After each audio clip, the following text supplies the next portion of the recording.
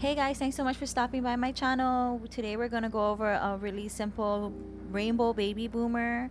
I chose the colors out of Amia's secret collection. I'm really really sorry, but I don't have the names. I'll be make sure I'm better at doing this in the future. This client was the Gucci set I posted a few days ago. And what I'm doing here is just removing the old design. You want to make sure that when you're removing 3D embellishments that you use the proper tools, whether it's a carbide bit or whether it's a really strong and sharp nipper. You want to make sure you safely remove all of the old design.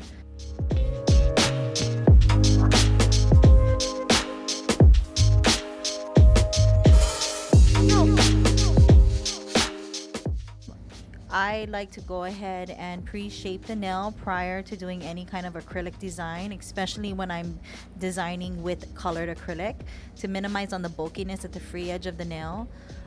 So you'll notice that I take a ceramic safety bit and I just kind of thin out the free edge of the nails, so that when I'm applying the color, I can achieve a nice coverage of color without it having so much built up product from the prior set. I am using a medium arbor band bit to prep the natural nail to remove all of the shine just in the area of the grow out. This client had about 4 weeks of grow out, so she had a lot of room for me to clean it up. Once I finished prepping the nails, I went and cleansed with alcohol and applied my prep. I love to use Youngdel's non-acid protein bond. I get really good results and I don't rarely have any lifting or retention issues. When I'm starting the color portion of the design, you want to make sure that you do it in tiny pearls of acrylic. It's really easy to put on too much product at the tip and then end up with a really fat and bulky nail, which is going to cause structural issues in the later on throughout the set. So you want to make sure you apply the color onto the free edge in tiny little beads, being sure you fade it back. You don't really want to see an obvious line when you're applying the colored, the white, whatever type of free edge color you're applying for the baby boomer set. So you'll see that I'll go back and kind of saturate my brush a little bit just to kind of blend out that color line, so it's not such a harsh and it doesn't make it more complicated to cover with the cover pink. This client wanted neon, so we decided to keep the brightest, most neon colors on the top 4 fingers and went for the darker shade on the thumb. I also did the blue last because of it being such a dark pigment in comparison to the neons. I didn't want to have the brush saturated with blue and have it kind of fill in on all the other nails. I don't think I get it in frame, but I do clean my brush thoroughly after I'm done with the blue color, so it does not compromise the shade or the brightness of any of the other neon colors. Throughout the application of the acrylic color to the free edge, you'll notice that I'll allow the product to completely dry on the client and I'll go back to it after I'm done applying colors on the other fingers. You really can't tell the opaqueness of the color until it's dried. You may see shadows, you may see little pockets, so you want to make sure you go over and make sure that they're covered. It's the best way to get the most richest and brightest colored baby boomer. So this client, I don't know what happened to her middle finger. I think I could have overfiled, or there could have been some sort of chipping that I didn't recognize when I was moving the last set. So you'll notice on this middle finger, just to maintain a structurally sound free edge and nail enhancement, I did decide to put a form on the middle finger on her left hand to widen out that nail bed so that way she had a better I just thought that it would make it more structurally sound. And you'll see I'm kind of bulking on the orange because I didn't, fill in that empty gap on the left side of her, the right side of her nail with any clear acrylic. So I kind of just went heavy with the orange at the free edge.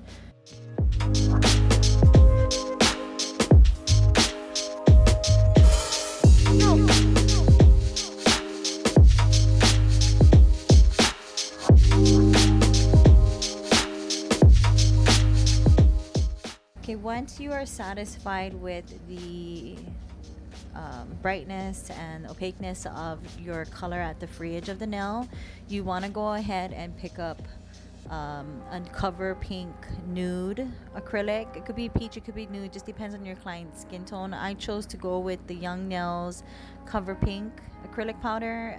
It goes well with majority of my clientele's skin tone.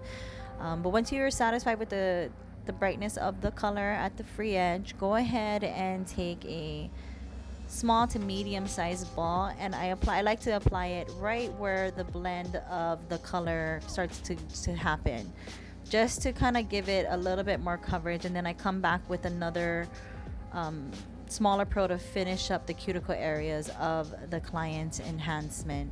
By doing this in a 2-bead method or technique, it allows you to really blend out the color, and you really don't want to see where the orange starts or where the pink starts and where the nude starts. You want it to kind of look as if it just melts into each other. So this is why I like to apply the remainder body of my baby boomers with 2 beads of acrylic.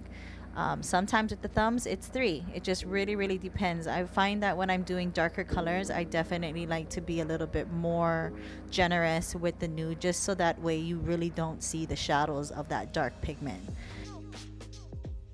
Now whenever I'm done applying my nude and I'm content with the way that it flows and it fades into each other and ombres into each other, I go ahead and I cap the remainder of the enhancement with clear acrylic. This really allows the 2 colors to just really blend really clearly together, and also provides a little bit more structural support to the enhancement itself. So once you're done applying all of your nudes, all of your colors, you want to go ahead and cap everything in a clear.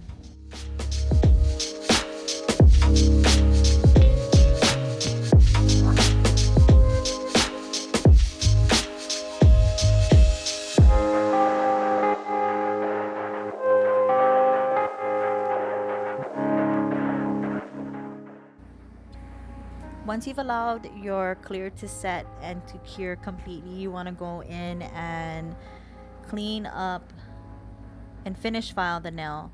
I like to use a ceramic bit on the actual profile of the nail. I usually take the roundness of the bit and debulk the free edge going from the underneath of the nail. So you'll notice that I'll take my ceramic bit right up to the free edge and to kind of cut in a more a cleaner C curve into the nail. Especially with this middle finger, again, I had to repair and widen it up a little bit. So you're going to see that I kind of go through the process of shaping again. Every single time I'm done with completing an acrylic set, I always go through and reline up all of the nails, even though I did it prior to doing it. This just ensures a clean and pretty finish with the shape that your client is requesting. Take the extra 30 seconds and spend the time to make sure everything looks symmetrical from their point of view.